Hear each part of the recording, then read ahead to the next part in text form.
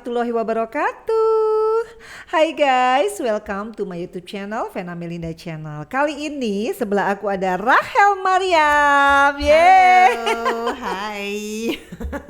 Ini reuni ya, after 5 years ya. Iya, udah 5 tahun ya kita nggak bersua. Dan kita tuh pernah satu komisi guys, Komisi 1. Komisi 1. Pertahanan keamanan, penyiaran. Komisinya laki-laki, tapi kita nyangkut di sana ya, ngurusin tentara, ngurusin BIN TNI, intelijen, dan kita nih bener-bener artis yang jarang banget kan bisa masuk Komisi 1. Biasanya kan hanya petinggi partai ya, Say. Tapi hebat loh. Seorang Rahel Mariam Saidina, 3 periode guys, tidak tergeser sekalipun dari Jabar 2. Apa kiat suksesnya? Apa ya? Kiat suksesnya sebetulnya menjalin komunikasi yang baik sama relawan, karena kan sebetulnya suara kita di bawah itu kan yang bekerja kan relawan kan, kita kan nggak mungkin everyday ketemu masyarakat, membina masyarakat di sana. Tentunya yang ketemu sehari-hari relawan, jadi relasi dengan relawan aja yang dijaga gitu, dan tidak melupakan lah kalau misalnya ada bantuan-bantuan ya disalurkan gitu. Meskipun kan sebetulnya kita di DPR tuh bukan pemegang anggaran ya. Betul. Kita bukan eksekutor. Biasanya orang-orang kan suka salah persepsi ya. Ibu minta jalan, harus ada jalan. Disangka anggota DPR tuh punya segalanya gitu. Begitu ada masalah harus bisa kasih bantuan gitu. Padahal kan kita fungsinya kan beda ya. Jadi ya relawan lah yang menjelaskan ke masyarakat di bawah. Jadi kesimpulannya guys, 3 periode dan terakhir kalau nggak salah tuh, gila suaranya hampir 140.000 lebih ya? 147.000. Wow, 147.000. Padahal kalau dibilang tuh yang namanya Rahel Mariam terkenal sebagai model video klip. Aduh, zaman dulu banget. Tapi tiba-tiba konsisten di Komisi 1 di mana komisi itu sebenarnya ya itu tuh aku bilang itu petinggi partai, tapi kok Rahel betah gitu padahal kan programnya dikit ya. Iya.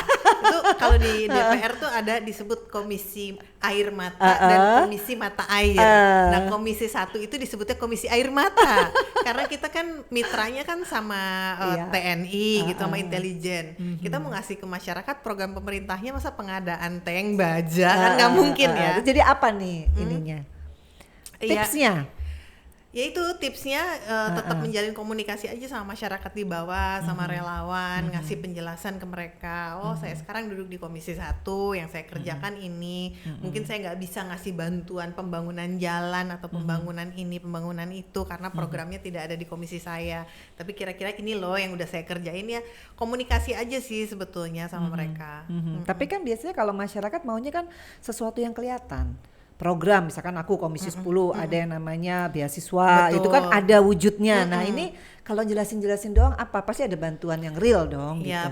Kalau ada rezeki lebih ya kita sebelum kasih ke tempat lain kita ngasih ke dapil kita dulu gitu kan. Bukan berarti kita sedekahnya ria ya, tapi kan bagaimanapun kan mereka yang memilih kita terus menjadikan kita duduk di DPR. Jadi aku nganggapnya ya udah orang terdekatku itu ya mereka gitu kan. Jadi ya kalau ada rezeki lebih, ada apa ya kita kasih ke sana dulu lah, jangan lupa gitu sama mereka paling enggak. Perhatian kecil sih, enggak gede-gede. Contohnya?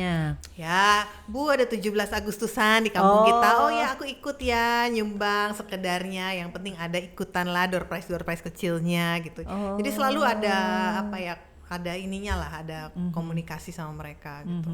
Oh, jadi lebih kepada anggaran yang ada sebagai anggota DPR RI itu bisa juga ya dari kita ya, berarti nggak harus program pro rakyat ya? Iya, programnya bukan harus program pemerintah gitu kan. Jadi kan program pribadi dong. Program berarti. Pribadi ya kalau ada rezeki lebih gitu. Terus kan kalau misalnya kita dapat di DPR kan ya penghasilan kita kan ada yang namanya uang reses apa-apa ya dialihkan lah ke sana untuk ngasih bantuan-bantuan. Tuh, jadi ya buat kalian ini kan tahun politik ya 2024, jadi pas banget. Makanya kalau kita lihat ya, sis di DPR itu kuota keterwakilan perempuan tuh nggak pernah bisa mencapai 30%. Nah, gimana kan udah 3 periode dirimu. Kok bisa gitu? Sementara yang lain aku yakin kan pasti mampu, tapi kenapa nggak mau masuk politik ya? Iya memang sayangnya ya. Kenapa ya? paradigma di masyarakat tuh sekarang politik tuh seakan-akan masih milik laki-laki gitu. Jadi banyak juga perempuan-perempuan yang kayaknya enggan untuk masuk ke bidang politik karena dianggapnya ribet tuh urusan laki-laki, bukan urusan kita, bukan urusan emak-emak. Dunia keras. Padahal kan yang namanya politik itu menentukan hajat hidup orang banyak ya, bukan yang namanya masyarakat Indonesia, yang namanya undang-undang kan berlaku untuk semua ya nggak sih, bukan hanya untuk laki-laki aja gitu. Ya memang aku rasa pendidikan politik, terutama pendidikan politik untuk kaum perempuan tuh masih jadi PR yang harus terus digaungkan supaya perempuan-perempuan tuh tersadar dan tidak sungkan lagi untuk masuk ke dalam dunia politik. Jadi Rahel gimana tuh bertransformasi ya kan, dari seorang model video klip tiba-tiba langsung masuk Komisi 1 kan? Dan sampai sekarang dipercaya sama fraksi pasti kan gitu. Menurut Rahel kenapa tuh? Dulu sih sebetulnya waktu Iya kan? gue masih syuting gitu ya, masih jadi acting lah, jadi artis gitu, tidak pernah kepikiran dalam hidup gue bahwa gue akan akhirnya berkecimpung di dunia politik.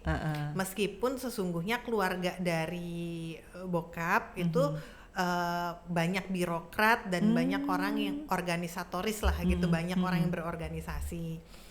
Dulu yang awal masuk ke Partai Gerindra tuh sepupu aku awalnya. Nah, jadi sepupu aku yang mengajak aku untuk bergabung ke Partai Gerindra. Tadinya aku tuh yang udah enggak deh. Itu 2008. Tadinya aku nggak pengen. Kenapa? Karena ya karirku juga saat itu di dunia artis, film lagi iklan lagi, tawaran lagi sementara kan kalau orang udah masuk dunia politik biasanya produk tuh kan nggak mau deket ya, karena terkotak-kotak lah. Iya, mereka nggak mau diasosiasikan dengan warna partai tertentu, jadi mereka hati-hati. Dan itu tapi akhirnya aku berhasil diyakinkan oleh Partai Gerindra untuk ayo kalau kamu cuma bisa mengkritik di luar, ngasih komentar di luar, itu nggak akan jadi sesuatu. Nggak semua orang punya kesempatan untuk bisa nyalek, dan tidak semua orang punya kesempatan untuk bisa menang nyalek. Nah, kamu itu tuh garis tangan ya. Dan kamu tuh punya kesempatan itu karena kamu dikenal public figure, kamu punya peluang untuk menangnya lebih besar dibanding orang lain. Nah, nggak semua orang punya privilege itu. Dan privilege itu ada di tangan kamu. Waktu itu Pak Muzani bilang gitu. Nah, sekarang kamu mau menggunakan privilege itu untuk orang banyak atau enggak? Kalau kamu ingin memperbaiki, ya kamu harus memperbaiki sistem dari dalam gitu kan. Itu aku kepikiran, oh iya bener juga ya. Akhirnya aku memantapkan hati, oke, aku masuk deh ke Partai Gerindra. Dan itu terjadi, Van. Waktu itu tuh aku lagi dalam tahap mau tanda tangan kontrak brand. Waktu itu brand minuman lah. Iklan ya. Itu tuh udah harganya udah deal, udah tinggal tanda tangan kontrak. Bingung dong ya. Waktu itu tiba-tiba aku dipanggil tuh sama brandnya, diajak meeting, terus dia bilang, saya lihat di koran katanya kamu masuk partai, kamu nyalek, kita kayak nggak bisa melanjutkan kontrak. Ya udah, gue kehilangan lah itu. Padahal nilainya 2 digit ya. Bukan lagi. Terus akhirnya kenapa kok tetap mantep kan? Padahal tuh 50-50 kan. Kalau kita nyalek kan 50-50. Betul. Kan? Ya waktu itu aku berhasil disentil aja gitu hatinya sama orang-orang Gerindra yang bilang bahwa ya privilege itu ada di tangan kamu. Apakah kamu mau buang begitu aja, lewatkan begitu aja, atau kamu mau menggunakan privilege itu untuk melakukan sesuatu untuk membuat masa depan Indonesia yang lebih bagus gitu. Kalau nggak salah tahun 2008 kayaknya Partai Gerindra jarang ya ngerekrut artis ya, tapi kok mereka sedemikian yakin ya sama waktu itu. Di Partai Gerindra itu cuman ada 2 artis. Aku sama Mas Jamal Mirdad. Oh iya. Itu satu komisi sama aku. Kan, kamu pernah di Komisi 10 kan sama dia. Jadi cuma 2. Cuma 2 nah, tuh periode kenapa mereka pertama. yakin sama Rahel dan Aku nggak paham, cuman kalau aku kan ketahuan tuh jalurnya karena ada sepupu aku yang ngajak aku. Kebetulan sekjen partaiku Pak Muzani kenal lah sama sepupu aku sehingga sepupuku merekomendasikan aku gitu kan. Nah kalau Mas Jamal aku nggak ngerti tuh jalurnya gimana bisa masuk Partai Gerindra. Tapi apa yang membuat mereka meyakini seorang Rahel, kan boleh dibilang Rahel kan bukan orang organisatoris, bukan orang partai, bukan kader lah gitu. Kalau menurut mereka apa? Ya kalau mereka lihat kan memang sebagai waktu itu kan Gerindra partai baru banget. Iya. Dia kan berdiri Februari, sementara kita waktu itu pemilunya 8 bulan kemudian deh. Pokoknya partai Gerindra itu ikut pemilu cuma dalam jangka waktu beberapa bulan ikut pemilu gitu. Tentunya sebagai partai baru kan mereka butuh butuh vote getter lebih banyak kan. Nah sehingga mereka membutuhkan memang public figure untuk bisa memperkenalkan partai mereka juga gitu. Nah waktu itu salah satunya ya aku sama Mas Jamal dan dua-duanya berhasil lolos ke Senayan. Kenapa nggak mau bergeser ke komisi lain? Ada apa di komisi 1? Padahal kan musuhnya, iya makanya. Tapi itu bergengsi loh komisi, ya kan? Komisi 1 itu memang kok disebut komisi elitis, banyak petinggi partai duduk di komisi 1. Nah, gimana menyesuaikan diri dengan petinggi partai? Which is kan waktu itu newcomer dong, sama seperti Eike ya. Menyesuaikan diri ya justru menurut aku itu jadi kayak awalnya ya komisi 1 jadi tempat belajar yang nggak pernah habis aja buat aku kan. Karena kan selalu ada orang petinggi partai, politisi-politisi senior yang ada di sana. Sehingga aku sebagai anak bawang yang baru datang dengan usia masih 28 tahun waktu itu ingusan. Masya Allah 28 waktu itu aku salah satu ya 5 termuda lah di DPR ketika gue baru masuk di DPR pada saat itu. Ya jadinya ya berguru ke banyak orang gitu di komisi 1 ya jadi anak bawang yang berguru ke banyak orang. Akhirnya ya punya ilmu dari banyak orang lah, punya wawasan dari banyak orang. Itu yang disebut politik praktis guys. Jadi buat kalian yang nonton, oke, kita belajar di kuliahan, ada kita bisa belajar apa aja. Tapi kalau yang namanya politik praktis itu harus dicobain sendiri. Betul. Ya. Tapi aku penasaran, apa yang membuat Rahel yakin bahwa menjadi politisi itu adalah keniscayaan? Kan ada ya orang jenuh, karena kan kita beda banget dunianya. Tapi kayaknya you was enjoying gitu. Aku menikmati sih. Iya kan? Gue sendiri sebetulnya kan? juga kaget bahwa ternyata gue bisa menikmati ya dunia ini. Dulu sebelum masuk ke dunia politik tuh gue pikir dunia gue hanya acting dan gue cinta banget dunia acting gitu. Kayaknya segalanya gitu. Gak pernah terpikir bahwa aku akan mencintai sesuatu hal yang lain di dunia di luar itu. Tapi ketika masuk ke politik tuh aku menikmati bertemu masyarakat, menikmati aja berpolitik itu, berproses, menikmati semua dengan sepenuh hati. Nah sekarang kalau misalnya ditanya enak mana ya, dua-duanya aku suka gitu. Di dunia acting yang membesarkan nama aku waktu di awal, ya aku mencintai dunia itu, dan sekarang dunia politik pun ternyata aku sangat enjoy menjalaninya. Tapi kayaknya Rahel total ya, soalnya bener-bener udah nggak main sinetron lagi. Kenapa tuh, Say? Waktunya aja ya, maksudnya ya kalau orang yang masih mau main sinetron apa kan sebetulnya nggak ada larangan ya. Kalau di dunia, kalau artis tuh kan nggak ada larangan kalau begitu masuk anggota DPR nggak boleh syuting misalnya, selama tidak mengganggu waktu rapat di DPR gitu. Selama kita bisa mengatur waktu sebetulnya nggak ada masalah. MD3 ya. Aku masih inget loh. Nggak ada masalah sebetulnya. Cuman secara peraturan nggak ada masalah. Cuman ya akunya aja yang ribet. Buat aku udah pulang dari DPR lebih baik pulang ke rumah, ketemu anak, ketemu suami. Gue tuh orangnya sebetulnya family woman banget gitu. Jadi keluarga itu my whole world. Jadi begitu ada waktu senggang dikit pasti ngumpul sama anak sama suami, senggang dikit sama anak sama suami. Jadi aku nggak terbayangkan kalau udah sibuk di DPR terus pulang kerja gue masih harus syuting lagi gitu, sinetron yang stripping yang sampai malam, kapan ketemu anak, kapan ketemu suaminya, gue bisa gila kalau kayak gitu.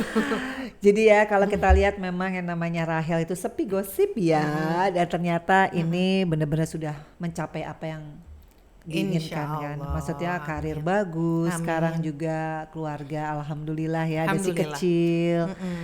Nah, apa sih momentum yang membuat Rahel makin yakin? Karena kita tahu pekerjaannya kan sebenarnya pekerjaan mulia ya. Jadi kalau kita benar-benar bisa amanah, sebenarnya impactnya kan ke kita sendiri dan ke anak-anak kita. Apa yang membuat Rahel yakin bahwa pasti kan ini nyalek lagi ya. I want to be the real politician and dedicate to the people gitu loh. Apa yang Ya karena dalam perjalanan aku 15 periode tahun ya. 15 tahun ini aku bertemu banyak orang. Menjadi anggota DPR itu kan bukan hanya ketika kita di ruang rapat ketemu politisi-politisi, tapi kita juga ada masanya kita ketemu masyarakat, mendengarkan keluhan mereka. Dan aku merasakan gimana kita punya kekuasaan di tangan kita, dan kekuasaan itu bisa kita gunakan untuk menolong orang yang susah gitu. Ketika mereka tertolong, terus mereka ya ada feel good ada perasaan feel good aja gitu ketika bisa nolong orang gitu, tanpa mereka harus bilang terima kasih, tapi aku ngerasa gue jadi manusia yang bisa berbuat sesuatu yang lebih gitu. Jadi gue ngerasa kekuasaan ini ada gunanya gitu. bukan hanya sekedar gaya-gayaan jadi pejabat terus mencari keuntungan pribadi. Jadi Kan kalau misalnya kita beda dong, misalnya ya ada orang sakit butuh operasi cepat tapi nggak punya uang gitu, BPJS nggak diproses misalnya. Gue sebagai Rahel Mariam artis gitu menelepon misalnya ke Dinkes gitu, tolong dong ini orang ini kasihan nih udah sekarat, tolong segera diangkut. Mungkin mereka siapa lu gitu, belum tentu diproses ya nggak sih? padahal artis ya. Tapi kan kalau kita sebagai Anggota. anggota DPR, mereka akan perhatikan itu gitu. Jadi gue ngerasa kekuasaan yang ada di tangan gue tuh bisa gue manfaatkan untuk menolong orang lain, dan itu rasanya Iya. melegakan, Membahagiakan. Tapi di antara 15 tahun apa pengalaman yang paling bikin terenyuh? Kan macam-macam ya. Konstituen kan macam-macam ya. Banyak. Apa yang paling bikin? Karena kan nggak ada program ya. Ini lebih kepada relawan aktif. Kemudian ya pasti Rahel turun lah kalaupun dapil dan lain sebagainya. Ya meskipun Komisi 1 nggak ada program, tapi kan gue punya teman-teman yang di komisi lain dong. Jadi kalau misalnya ada masyarakat yang kesusahan ya, contohnya kata gue tadi, ada orang sakit butuh pengobatan cepat tapi BPJS-nya nggak jalan dan lain sebagainya, ya gue telepon lah teman Komisi 9 yang membidangi kesehatan, tolongin gitu. Dan akhirnya orang itu tertolong, meskipun bukan gua langsung, tapi kan lewat, ya gua ada andil lah di situ, dan itu selalu membuat gua lega gitu. Oh aku ada manfaatnya nih di DPR, bukan cuma duduk-duduk jadi boneka asal manis doang gitu. Aku ngerasa aku jadi manusia yang bermanfaat gitu loh. Karena dulu ya stigmanya tahun 2009, inget gak sih? Kan artis-artis yang masuk dibilang pemanis loh, termasuk kita. Tapi kita membuktikan kan, kita survive ya. Rahel 3 periode, aku 2 periode. Maksudku hal apa yang menurut Rahel, kan sebenarnya kayak aku kan maunya komisi 10 karena ingin memperjuangkan perfilman. Nah Rahel tuh bener-bener lempeng aja, mau di komisi mana aja waktu itu masuk, yang penting gue bermanfaat, atau gimana sebenarnya? Awalnya juga sebetulnya pilihannya sama kayak 10. Dirimu, komisi 10 tentunya sebagai orang yang background dari dunia perfilman dong. Aku juga pengen bicara hal-hal yang gue waktu itu paham gitu. Ketika periode pertama begitu duduk kan langsung paham dong kalau kita ngomong mengenai dunia perfilman. Tapi somehow nggak tahu gimana pilihan fraksi waktu itu gue ditempatkan di komisi 1. Komisinya gue kagak paham apa-apa, tapi dengan berjalannya waktu bisa yang tadi gue bilang ternyata itu jadi kelas tempat belajar yang sangat baik buat gue, karena isu kebangsaan lah komisi 1 kan. Terus yang duduk di komisi 1 selalu politisi-politisi senior, sehingga gue selalu bisa berguru sama mereka. Ya itu gue manfaatkan, dan sekarang ya kalau kita bicara komisi 1 ya insya Allah sekarang gue udah ngerti, udah 15 tahun di sana gitu. Mungkin gue lebih ngerti bicara mengenai komisi 1 tentang pertahanan daripada perfilman kalau sekarang secara udah vakum 15 tahun di dunia film ya kan. Iya, jadi gimana nih kalau kita ngelihat ya bahwa sebetulnya perempuan di politik itu meaningful ya gitu ya. Tapi ya memang ini tugas kita ya. Kalau orang sekarang nih buat yang nonton ya ngefans sama cewek-cewek artis yang Korea atau K-pop atau siapapun orang Indonesia, kenapa nggak ngefans sama politisi ya? Iya. Nah itu yang ingin Rahel sampaikan ya, dengan kita jadi politisi yang amanah itu bisa me-encourage perempuan di luar sana untuk masuk politik ya. Ya, dan yang tadi saya bilang kan, politik itu kan bukan buat cuman kaum laki-laki aja. Maksudnya produk politik ya. Ketika kita bikin undang-undang kan undang-undangnya nggak berlaku cuma laki-laki aja. Betul. Berlaku untuk perempuan juga. Jadi suara perempuan kan perlu didengar dong. Iya. Kita membuat produk undang-undang kan harus mendengarkan semua stakeholder. Kalau perempuannya tidak berpartisipasi di sana, takutnya produk politiknya jadi tidak berpihak pada perempuan. Jadi maskulin ya. Iya, kalau pengen punya produk politik yang juga berpihak pada kaum perempuan, ya kaum perempuan nggak boleh apatis, Iya. harus mau terjun dalam politik dan merubahnya dengan tangannya sendiri. Iya, jadi ini mau selamanya nih jadi DPR. Kayaknya Kayak kan udah 4 Cepopong. periode. Kayak Cepopong. Iya, Cepopong. Apa kabar Cepopong? Ya Oh, iya. Tapi periode ini dia nggak maju lagi. Iya, Cuman kemarin kan dia legend banget kan, sampai Iya. 6 periode tuh 7 Iya, periode kan itu gitu. suhu kita ya. Enggak, tapi intinya suami nggak ada masalah nih ya. Alhamdulillah Nah, enggak. Dan yang paling susah itu adalah meyakini suami kalau kita sibuk kan. Itu yang menurut gua tantangan dari politisi perempuan. Iya. Izin suami. Karena kan bagaimanapun Iya. di politik kan kita anggaplah ini kan tugas mulia ya, Iya. ngurusin negara. Tapi di satu sisi kan kita juga tetap jadi ibu buat Istri. anak kita. Kita harus mendidik anak-anak kita supaya jadi manusia yang baik, yang membutuhkan perhatian kita. Terus kita juga harus jadi istri yang baik untuk menjaga keutuhan rumah tangga. Ini memang ini kan tricky. Ada kalanya kita sibuk tapi anak butuh perhatian, ya kan? Apalagi kemarin aku baru ngelahirin bayi lagi kan. Baru ngelahirin bayi lagi, punya anak yang melekat banget sama aku. Aku mau pergi, begitu ngeliat gue makeup sedikit udah yang mami jangan pergi. Nah itu jeritan hati ibu bekerja menurutku. Nggak ada ibu yang mau ninggalin anaknya. Tapi kan di satu sisi kita juga harus berkontribusi dalam dunia luar juga kan.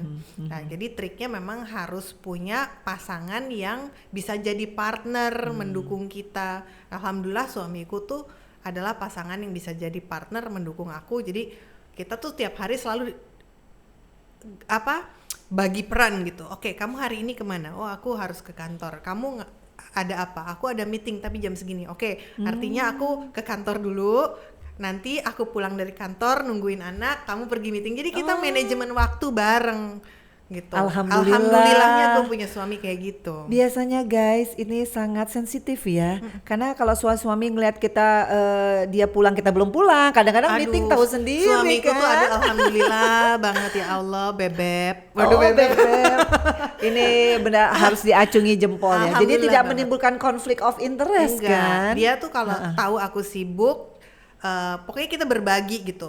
Dan dia tuh nggak kan ada mungkin orang suami-suami meskipun nggak semua, aku yakin banyak juga suami yang seperti suamiku, tapi kan ada yang misalnya ngerasa ngurus anak urusan lu bukan urusan gue gitu. Ya kan ada ya? Ini enggak, dia tuh mau hands on ngurusin anak. Kalau aku lagi nggak di rumah ya dia yang mandiin, dia yang sampai mandiin. Iya, dia mau hands on gitu. Jadi ini ya emang, aku bersyukur sih. Aku dengar ini ketemu jodohnya gara-gara umroh. Iya, makanya habis itu aku mau umroh. Kok tahu apa yang nggak tahu sih tentang Rahel, kan kita ngobrol. Ya kan? Rahel, ini banyak banget yang ngefans sama dirimu. Artinya ini udah fix ya, Rahel nggak akan menjadi artis lagi, tapi akan menjadi politisi yang sejati ya. Menjadi artis lagi enggak, tapi kalau misalnya sekali-sekali diajak syuting aku mau kok. Masih kangen ya? Masih kangen lah, tapi bukan yang jadi profesi gitu kali ya. Itu untuk kayak selingan gitu. Ini sebelum aku tanya ya pertanyaan dari netizen, apa sih titik terendah seorang Rahel Mariam? Adalah titik terendah aku adalah kalau dicari di infotainment ada lah, cuman aku nggak enak kalau bicarain di sini. Adalah titik terendahnya di mana aku ngerasa, aduh aku kok seperti tidak diterima ya atau apa ya gitu dalam adalah titik terendah. Aku nggak enak ngomong di sini, Bo, membuka luka lama yang sebetulnya udah baik gitu loh. Enggak, maksudnya kan biasanya orang bisa jadi sukses itu ada trigger. Trigger di mana dia I have to be a fighter, the real fighter. Ya in any ways lah gitu. Apa? Kita nggak usah sebutin persoalannya gitu. Tapi apa gitu? Kegagalan pernikahan atau memang sesuatu, karena orang tua kan divorce juga. Kan kita terbentuk pasti dari situasi masa lalu kan, Rahel gitu loh. Aku nggak bisa bilang itu titik terendah ya, karena kan ya hidup orang kan ups and down ya, selalu ada titik bawahnya, kemudian naik lagi, lalu turun lagi gitu. Aku nggak tahu di mana titik terendahnya. Tapi yang aku syukuri bahwa semua perjalanan hidup aku selama ini ternyata adalah orang yang berani untuk bergerak ke arah yang selalu berani untuk keluar dari titik nyaman. Menurutku aku ada di sini karena aku adalah orang yang berani keluar dari titik nyaman. Contohnya misalnya ketika gua kuliah, gua ngerasa aduh kuliahnya nih aku nggak cocok nih kuliah di sini. Aku kan nggak nyelesain kuliah gara-gara pengen mengejar passion aku sebagai aktris gitu kan, pengen acting gitu.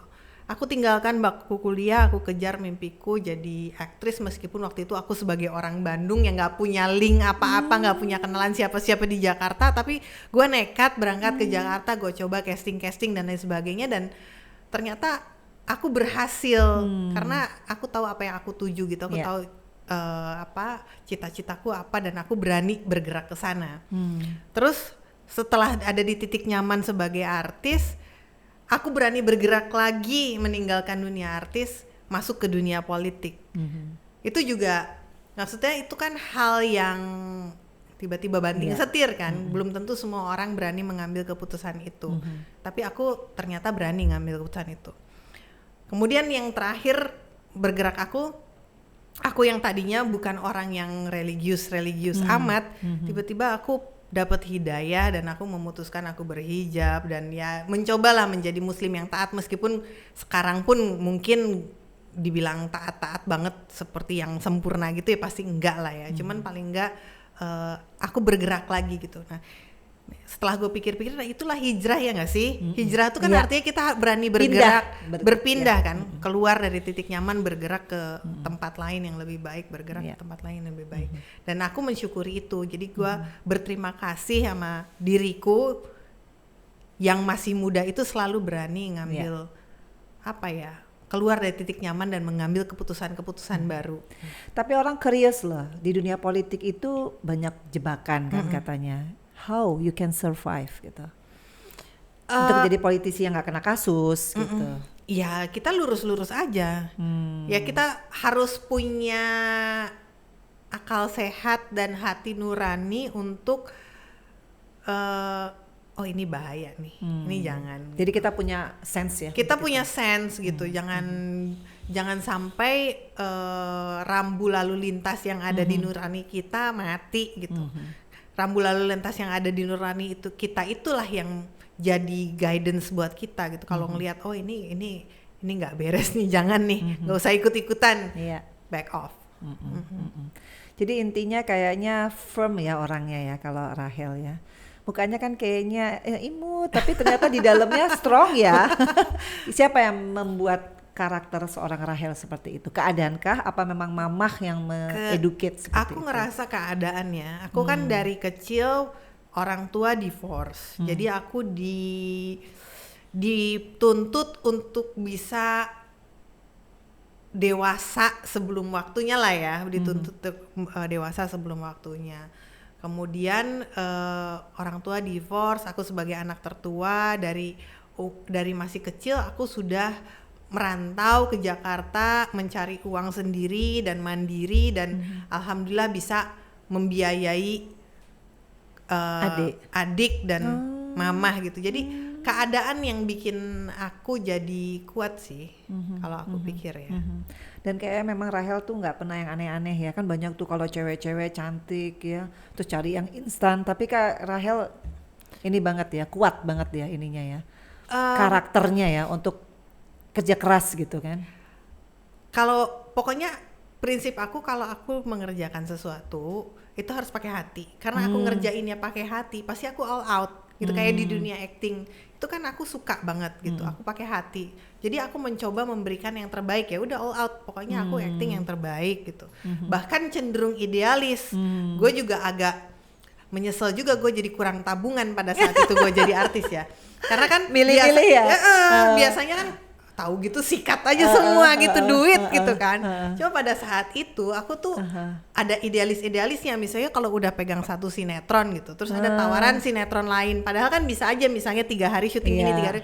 Aku tuh yang enggak, aku udah ini, aku pengen fokus ngerjain karakter yang ini, aku nggak mau gitu, yang kayak gitu.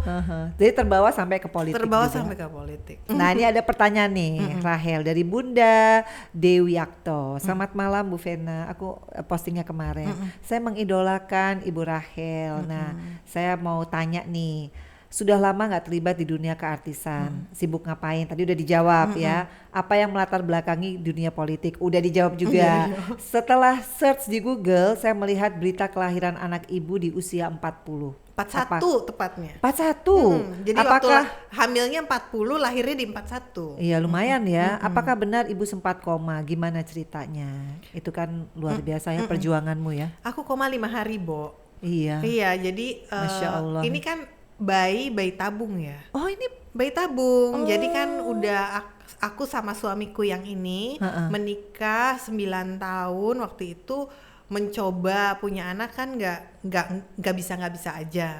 Jadi udah sampai bayi tabung udah sampai 3 kali. Nah yang ketiga ini berhasil. Cuman memang agak butuh pengorbanan lah. Harus bed rest 9 bulan, nggak boleh turun dari tempat tidur.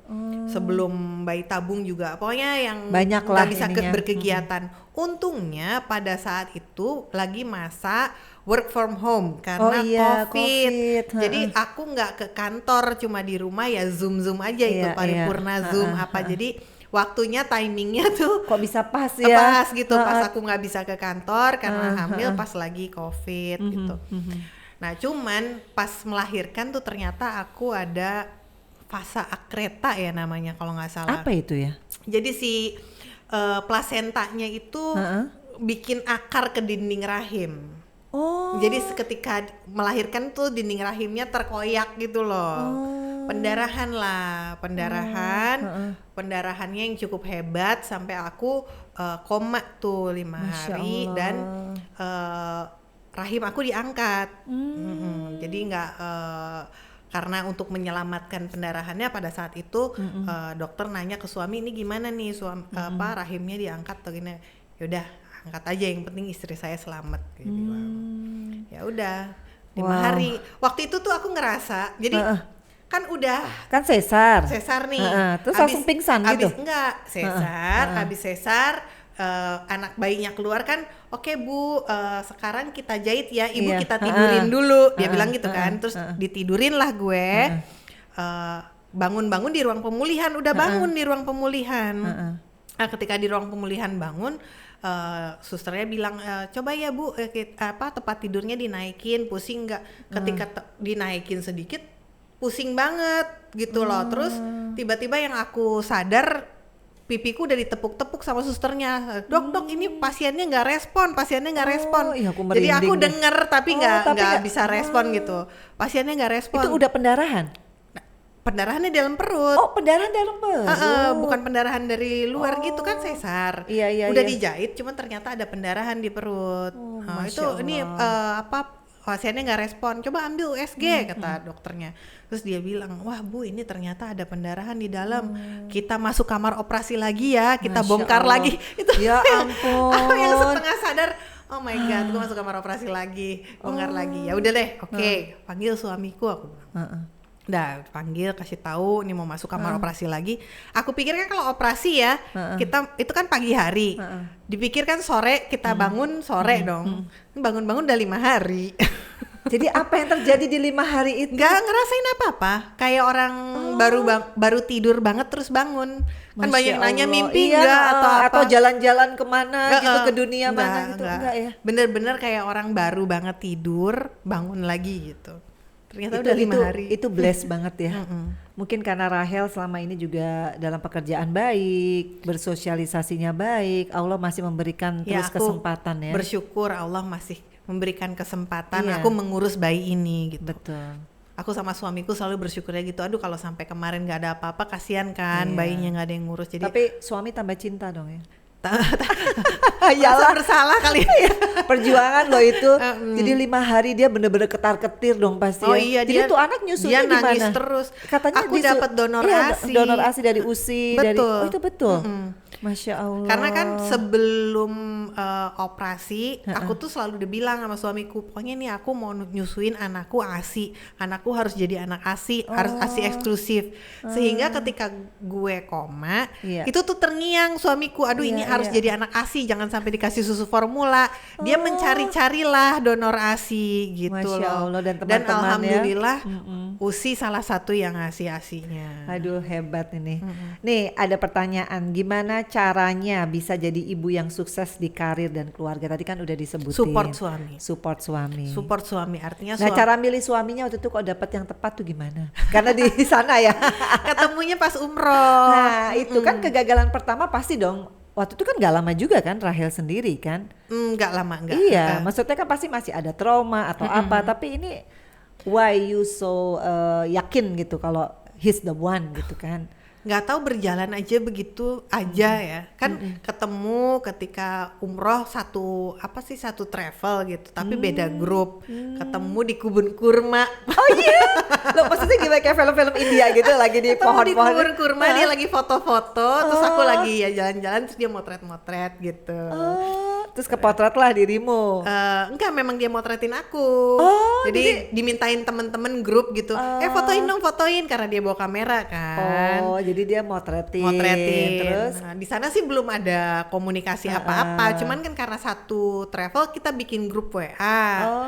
Pas udah pulang ke Indonesia barulah kontak-kontakan berlanjut. Dan ternyata ya terjadi begitu aja. Nyaman aja gitu ngobrol sama dia, nyaman gitu. Dan dia juga sayang sama anakku yang gede, si Kale. Ya. Kan kita sebagai perempuan yang sudah punya anak, apalagi sih cari suami kan yang pengen sayang sama anak kita juga dong. Gitu, bukan cuma kita doang yang kecintaan sama dia kan. Kayak lu dulu kemarin.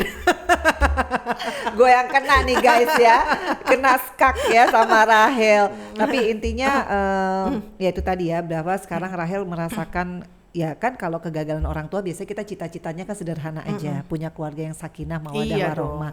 Itu berasa nggak waktu itu Rahel apa udah berhijab ya ketemu sama? Belum. Oh justru belum. Jadi dia berhijab karena Mas Edo gitu. Apa kita gimana? dia membimbing aku berhijrah bareng lah sama dia. Oh, in that moment habis umroh. Habis umroh, jadi berhijabnya itu belum menikah tapi sudah bersama dia gitu. Oh dia yang Dalam ngarahin. proses sebelum menikah kita berhijrah bareng, datang ke pengajian bareng. Nah disitulah aku memutuskan berhijab, bukan dia yang nyuruh ya guys. Nah, jangan sampai salah sangka, banyak orang nyangka aku tuh disuruh berhijab sama suami, enggak. Tapi karena kita itu berhijrah bareng, datang ke pengajian bareng, aku punya wawasan mengenai agama pada saat itu, yang aku ngerasa gue terlahir muslim tapi kok selama ini kelakuannya nggak kayak muslim ya gitu. Akhirnya gue belajar menjadi muslim yang baik gitu, memutuskan pakai hijab, jadi bukan disuruh suami, Tapi timingnya pas banget. tapi ya. berhijrah bareng sama dia. Iya. Dan alhamdulillah akhirnya sekarang udah berapa tahun say? Pakai hijab udah berapa Enggak, ya? sama sama Mas suami Edo udah perkawinan. 12 tahun. Tuh, Udah alhamdulillah. 12. Ini pertanyaan terakhir nih. Apa harapan Ibu di pemilu 2024? Terpilih lagi dong, menang. Apalagi ya Jadi, harapannya terpilih lagi menang, dan mudah-mudahan di 2024 manfaat aku sebagai anggota DPR bisa jadi lebih bermanfaat buat masyarakat yang memilih aku. Jadi gimana kalau sama ibu-ibu di dapil tuh apa konsepnya apa? Kalau aku kan senam, kalau dirimu apa? Kalau aku palu gada.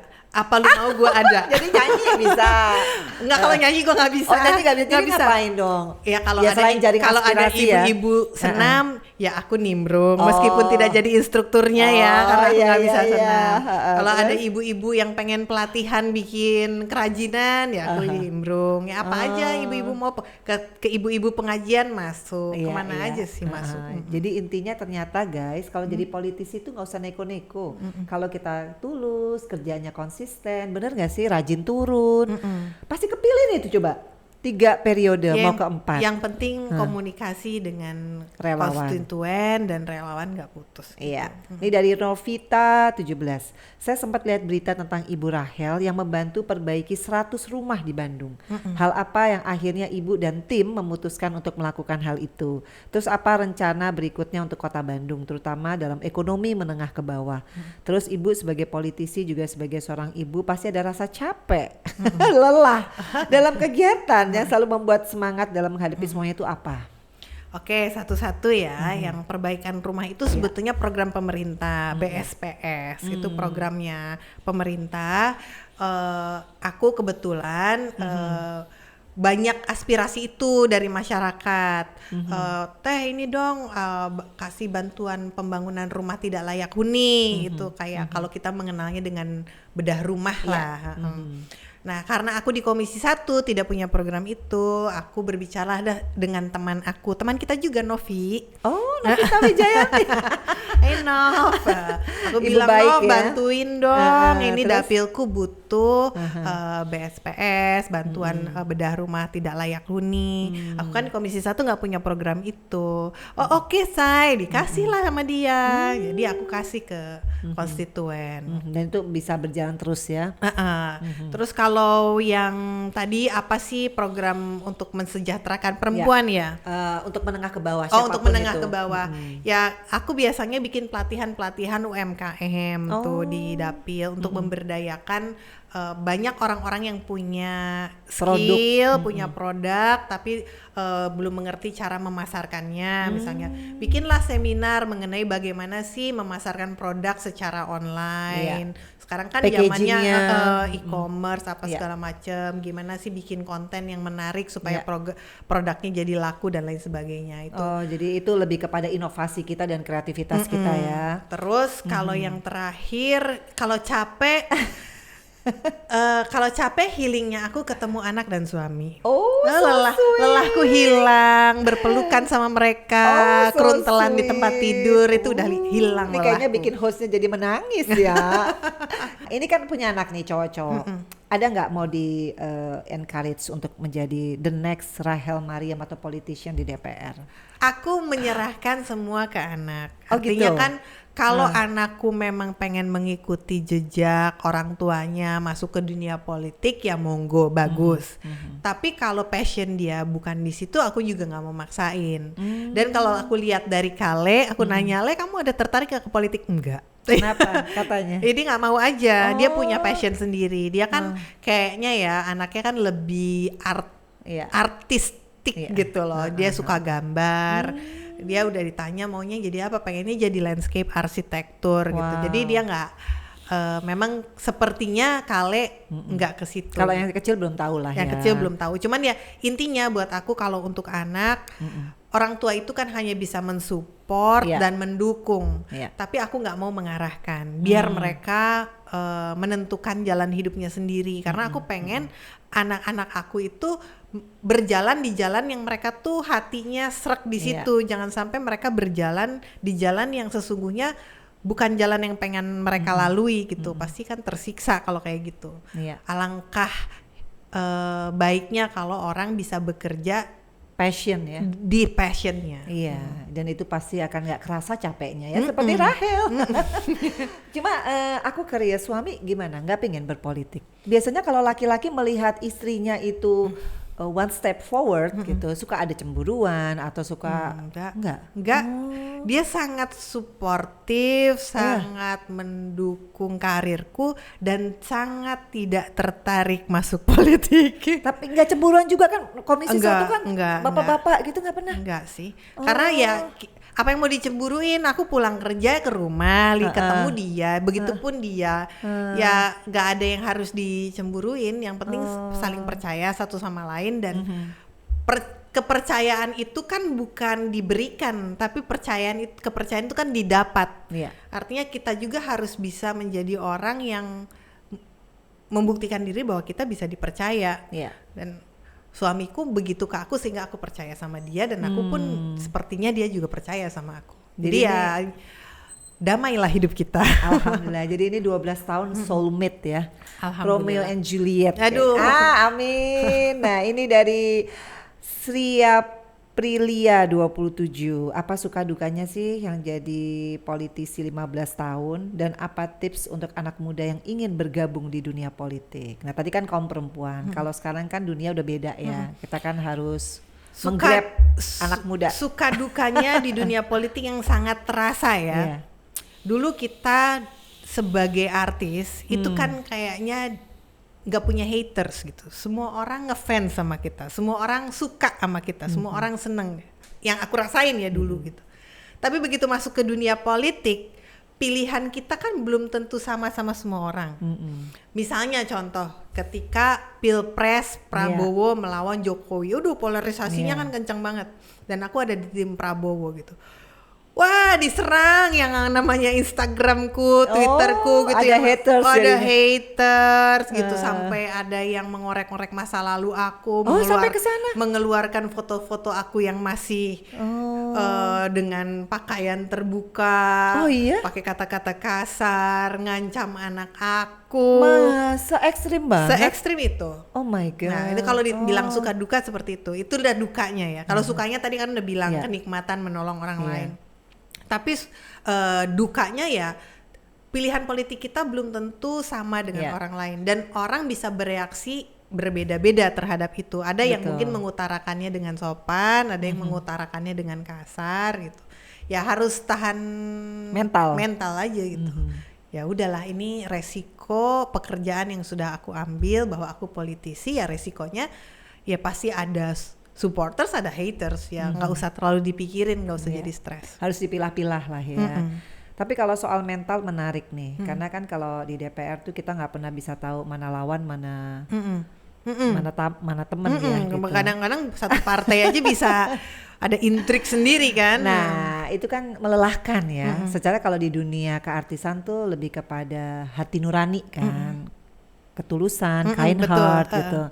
Nah itu yang aku bilang tadi, gimana mentransformasi mental gitu. Karena ini buat anak-anak muda juga, anak muda kita tuh kan mentalnya kadang-kadang gak sekuat kita.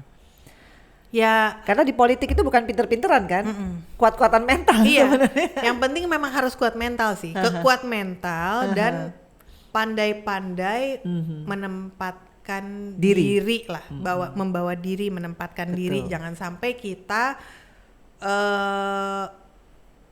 karena kan kita jadi manusia politik, apalagi jadi anggota DPR, bukan hanya nama baik kita saja yang kita bawa dan harus kita jaga kan, tapi ada nama baik kelembagaan, ada nama baik partai gitu.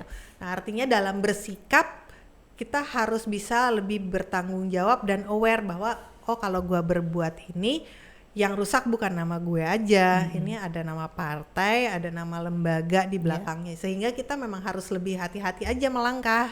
Bukan jaim ya? Bukan jaim, tapi hati-hati jangan sampai kita melangkah di hot stone, menginjak jalan panas gitu loh. Betul, ini menarik nih dari TRND, politik sehat menurut Kak Rahel itu seperti apa? Apakah korupsi sudah hal biasa dalam dunia politik? Kalau korupsi udah hal biasa nggak akan ada KPK dong. Ada KPK kan karena kita masih sama-sama pengen memberantas korupsi. Sepakat ya. Politik sehat itu ya semua berasal dari niat menurutku. Kata politik kan jadi kesannya jorok, kesannya kotor. Itu kan karena oknum. Orang-orang yang memegang politik itu mau jadi apa gitu. Kalau niatnya itu baik, politik itu digunakan untuk hal baik, kekuasaan itu digunakan untuk hal baik, ya itu menurutku justru mulia gitu. Jadi itulah politik sehat tuh semua berasal dari niatnya. Nawaitu ya. Niatnya harus baik. Aku setuju sih, kalau nawaitunya baik, pasti otomatis caranya juga baik. Betul. Iya kan? Kalau nawaitunya udah dari awal udah nggak jelas, nah outputnya pasti ya korupsi. Iyalah. Ini dari 2 pertanyaan terakhir ya dari Dani Rianto 21_.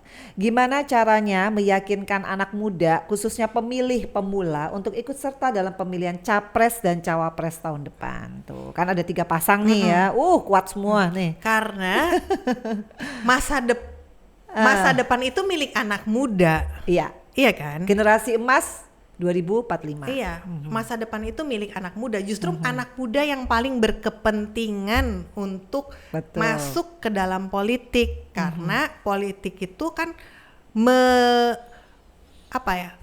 menyusun sejarah menyusun masa depan gitu. Kita mau membangun masa depan yang seperti apa? Kita mau bikin undang-undang yang seperti apa? Kita mau bawa Indonesia yang seperti apa di depan? Masa depan milik anak muda, justru mereka yang paling berkepentingan menurutku masuk dalam politik. Iya, karena mereka agent of change tadi ya. Betul. Makanya ini banyak sekali yang suka nanya sama aku. Politik itu pasti bisa nggak sih mengubah lifestyle? Setuju nggak? Kalau aku kan memang ngelihat Rahel memang bukan hedon dari dulu gitu. Apakah merasa 15 tahun jadi seorang politisi ini jauh lebih membumi atau ada perbedaan pola pikir atau gimana? Oh, lebih membumi. Ya kan? Lebih pasti membumi. Kan? Kayak nih ya. Contoh nih. Arisan. Mau bukan. Mau beli tas gitu ya. Tas branded ya. Tas branded gitu. Ya aku kan masih ada tabungan lah ya dari dulu artis, bisa lah beli tas branded gitu. Tapi sekarang tuh ngerasanya, aku beli tas branded yang harga, misalnya kan ada tuh tas branded yang ratus juta ya. Hampir M ya, ada juga. Ada ya yang hampir M gitu. Terus sementara di dapil tuh ada orang yang, Bu, saya minta tolong, saya perlu ongkos ke dokter 200.000. Kayaknya kayak apa ya, hati nurani tuh kayak nolak gitu loh. Aduh, masa gua harus membelanjakan uang 200 juta padahal ada orang yang butuh untuk hidupnya itu 200.000 itu kayaknya apa ya? Tinggi. Hati gitu nuraniku tuh kayak nggak bisa nerima itu gitu. Nah, sehingga akhirnya aku jadi yang udah, aku nggak ini no sama lah ya. Nggak ada yang atau bukan pencitraan, tapi ya udah bukan itu lagi esensi apa ya, luxury hidup tuh udah bukan itu buat aku. Jadi luxury hidup sama suami dan anak-anak. Aku punya suami, punya anak, buat aku privilege bahwa hidup yang baik itu ya jadi manusia yang berkualitas, dan kualitas kita tuh bukan dari barang yang kita pakai, tapi seberguna apa kita untuk orang lain. Tuh. 15 tahun yang lalu kayaknya Rahel belum gini ya ngomongnya. Iya, gila ya. Kayaknya dulu ini yang disebut pinter itu ya, kalau kita masuk menjadi politisi praktis. Setuju nggak sih? Setuju. Karena kita kalau kuliah teori semua, tapi kalau masuk komisi 1, komisi, aku pernah juga di komisi 3, komisi, tapi kita jadi kayak open minded karena gitu punya ya. wawasan. Betul. Karena ketemu banyak orang. Karena apa yang kita baca di buku, apa yang kita ketemukan di lapangan, apa yang kita diskusi sama orang belum tentu ada di buku. Betul. Gitu. Tapi sekarang kan kita tahu ya, isu perempuan ini banyak banget. Ya kayak contohlah aku gitu ya. Yang namanya domestic violence, yang namanya banyaklah isu-isu perempuan. Sampai detik ini nggak banyak orang berani speak up. Nah, seorang politisi sekelas Rahel melihat seperti apa sih fenomena yang terjadi di Indonesia dari segi education, sebenarnya mumpuni, tapi perempuan masih banyak yang takut gitu untuk speak up mengenai domestic violence. Ya memang menurutku harus di-encourage untuk speak up supaya orang aware. Karena sekarang tuh ini kayak aduh dari tadi gue nabrak ini. Sekarang ini kan kayak lingkaran setan. Orang gak berani speak up karena tidak merasa akan mendapat support, karena merasa masyarakat akan lebih menghakimi korbannya si perempuan daripada perilaku si pelaku gitu. Jadi misalnya ada pelecehan seksual gitu, pasti kan orang ya siapa suruh lu pakai baju terbuka gitu. Jadi perempuannya yang dihakimi terlebih dahulu korbannya, Bu. Jadi bukan perilaku pelaku gitu. Sehingga orang jadi khawatir untuk speak up karena mereka takut dihakimi. Ini kan lingkaran setan, tidak berani speak up, membuat pola pikir masyarakat jadi tidak berubah. Pola pikir masyarakat yang berubah yang masih menghakimi korban membuat orang tidak berani speak up. Nah, ini harus dipecah menurutku. Nah, caranya apa ya, harus lebih banyak orang yang memang mengkampanyekan mengenai hal ini supaya orang berani speak up, supaya pola pikir orang berubah. Jadi setuju ya kalau misalkan perempuan mengalami KDRT, dia harus speak up, berarti bukan membuka aib ya, karena Enggak kan dong, harus speak paradigma up itu harus dong. dirubah ya. Harus speak up menurutku. Aku setuju banget waktu kemarin dirimu speak up. Iya dong. Hidup perempuan. Ya, jadi Rahel, aku masih pengen Rahel itu mungkin mengencourage ya, karena kita kan sebagai representasi ya perempuan yang dari dunia keartisan, kemudian hijrah ke politik gitu. Mungkin ada nggak tips and trick supaya kita bisa survive di dunia yang nggak gampang ini ya, dunia politik. Kan kita harus regenerasi, mungkin kita udah usia 40 ke atas, tapi kan banyak artis-artis muda dengan idealisme, nasionalisme, mesti menggantikan posisi kita kan dari dunia keartisan ya gitu. Ya tipsnya pertama luruskan niat. Ya. Artinya kalau kamu pengen masuk ke dalam dunia politik, artinya memang niatnya untuk ikut berkontribusi ingin membangun negara. Niatnya kan harus gitu dulu dong. Jadi jangan masuk ke politik karena niatnya mencari pekerjaan misalnya, atau niatnya kepepet, atau niatnya kepepet daripada nggak ada penghasilan gitu. Jangan seperti itu. Okay. Karena kalau niatnya dari awal udah seperti itu, jalannya nggak akan bener deh. Kamu pasti kesandung di tengah jalan gitu. Jadi pertama luruskan niat, kedua pintar-pintar membawa diri, artinya sadari bahwa tanggung jawab kita tuh sekarang bukan hanya tanggung jawab diri kita sendiri. Kalau dulu kita artis, misalnya kita berbuat hal yang sesuka kita, terus masyarakat menilai, ya mereka hanya menilai diri kita. Tapi sekarang kan menilai lembaga di belakang, partai kita, dia banyak orang yang terimbas. Jadi harus lebih bertanggung jawab dalam mengambil langkah. Jadi sesimpel itu ya, yang namanya dan knowledge. Dan mau belajar. Jangan so pinter. Karena apa ya? Akui aja kalau memang kita belum paham, jangan sok paham gitu. Belajar aja gitu. Nggak ada salahnya kok. Nggak bukan hal memalukan kok belajar atau bertanya tuh. Karena hidup adalah belajar.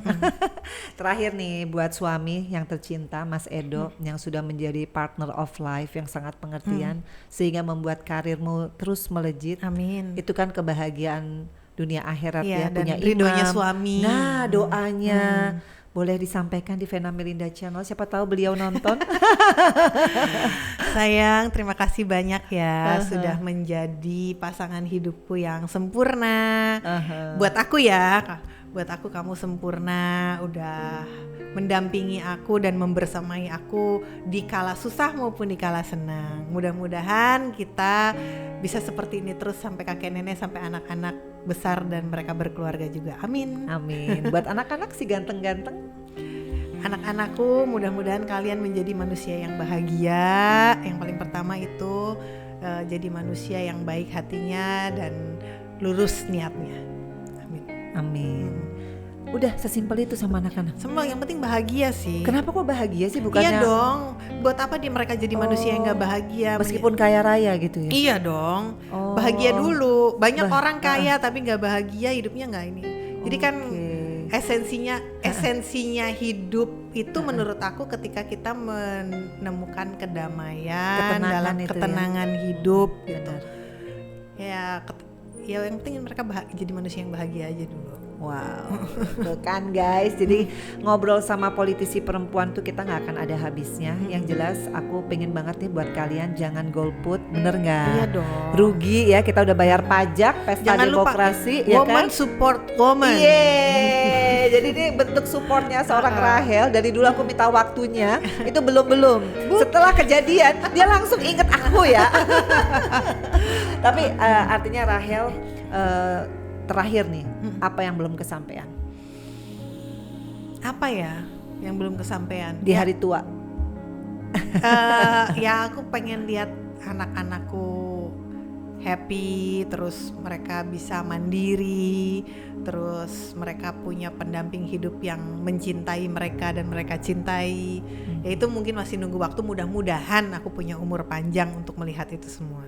Yang penting sehat, mudah-mudahan aku sehat, umur panjang dan bisa lihat anak-anak besar mandiri, punya pasangan hidup dan mereka berbahagia dengan pasangannya.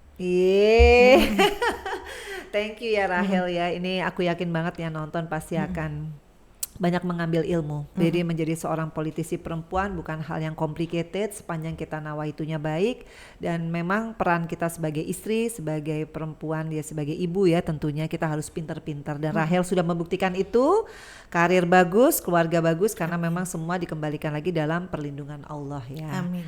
Sekali lagi thank you sis. Thank you sayang udah diundang ke sini. Jangan kapok. Enggak lah, pokoknya buat kalian ya yang nonton Vena Melinda Channel, semangat nih buat kaum perempuan. Sekali lagi seperti yang Rahel bilang, woman support woman, karena hanya perempuan lah yang paling tahu apa yang dia akan tuju, dan kaum perempuan tuh biasanya selalu pakai hati nurani, dan aku yakin banget Rahel nanti bisa menjadi, mau jadi menteri gak sih? Oh, belum kepikiran ke situ sih, belum kepikiran ke situ. Tapi kan karir politik lah ya intinya. Kita tunggu kiprahnya Rahel di eksekutif. Sekali lagi thank you for watching Vena Melinda Channel. Jangan patah semangat, selalu berusaha yang terbaik dalam hidup kamu. Jangan lupa subscribe, like, share, and comment. Bye-bye. Bye.